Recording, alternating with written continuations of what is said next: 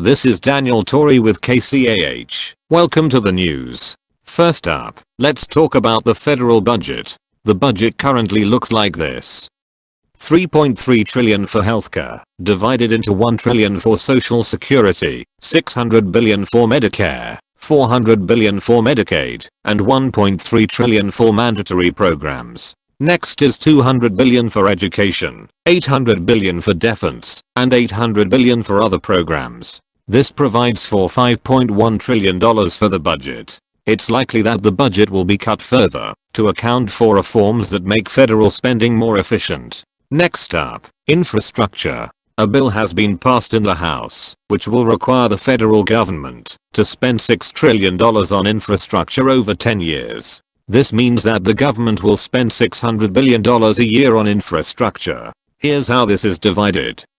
124 billion for surface transportation, 276 billion for water systems, 50 billion for airports, 50 billion for the electrical grid, 50 billion for public parks, and 50 billion for schools. This bill is working its way in the Senate, and it is expected to pass. In addition, several states are raising their infrastructure spending. Combined, this will result in $12 trillion spent by the states on infrastructure, which is a major increase. California is using this increased spending to improve highways across the state and fund transportation projects, including creating a commuter loop line around Los Angeles and its surrounding neighborhoods, improving water systems, improving the electrical grid, and improving transit.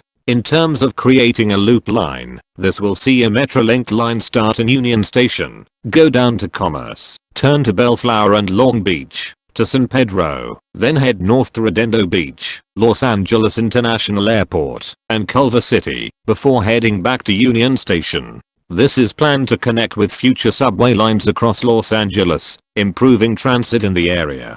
Here in San Bernardino, the dreaded I-215 will finally be overhauled, making it safer to drive on. Next up, healthcare reform. The Healthcare Reform Act has passed, putting major healthcare reforms into effect. This will improve healthcare, lower healthcare costs, and save money on medical bills. This has been the afternoon news. Thank you for listening.